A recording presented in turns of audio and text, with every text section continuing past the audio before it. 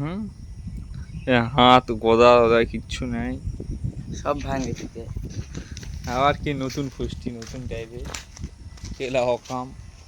আর পূজার আগে পোস্টার ছিল, এবার মূর্তি ভাঙতে মূর্তি নেই, মূর্তি গদাগুলোই নাই। মনে যদি মূর্তিটা যে পড়ে গেল হনি তাহলে সেটা আলাদা তাহলে এইটাই থাকলো হনি থাকলে পড়ে, হয়। তো জিনিসটা তো নেই।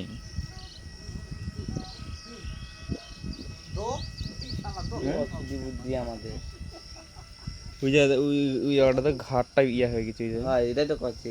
এটা ইয়া করেছিল না গদাটা, ওই তো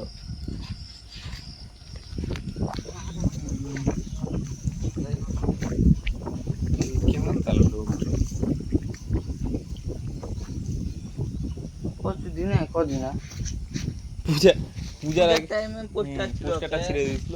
এখন এবার ঠাকুরই হয়ে যাবে, কোনদিন দেখবো মন্দিরটাই গায়ে ফেলে যাবে নাকি, এটাও সন্দেহ, ঠিক না?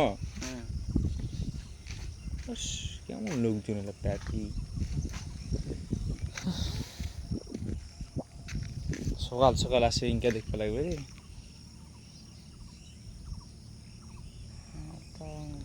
কি করবি, মুচড়ে দিয়েছে একদম, মানে তুলি যে মুচিরে। আর এটা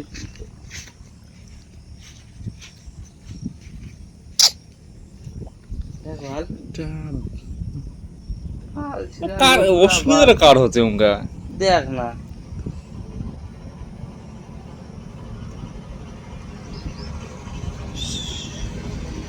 তুমু আলো গুলার দেখা পাবে মার বুঝে।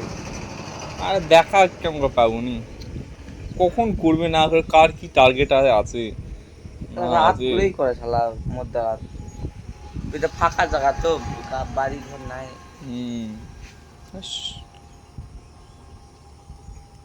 সকাল সকাল মনটা খারাপ হয়ে গেল জানিস, এই লা দেখাতাম আমরা কিছু না, সবাই হাঁটতে আসে এইরকম দেখছি।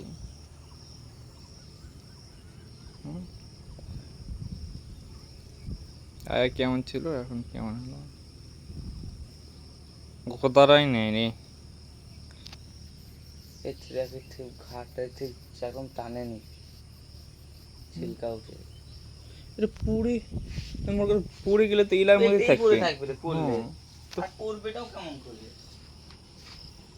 কিছু মাথায় খেয়াল আছে না, এটা মানুষই করিস যতই কতই, মানুষ ছাড়া অন্য তো ইয়ে কেউ ইয়া খাওয়াবে না, সেও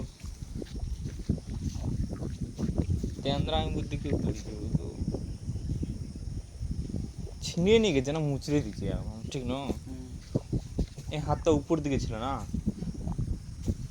উপর দিকে গোদাটা নিয়েছিল না, ঠিক আছে। হ্যাঁ মুচড়ে নিচে করে দিয়ে টানাটা।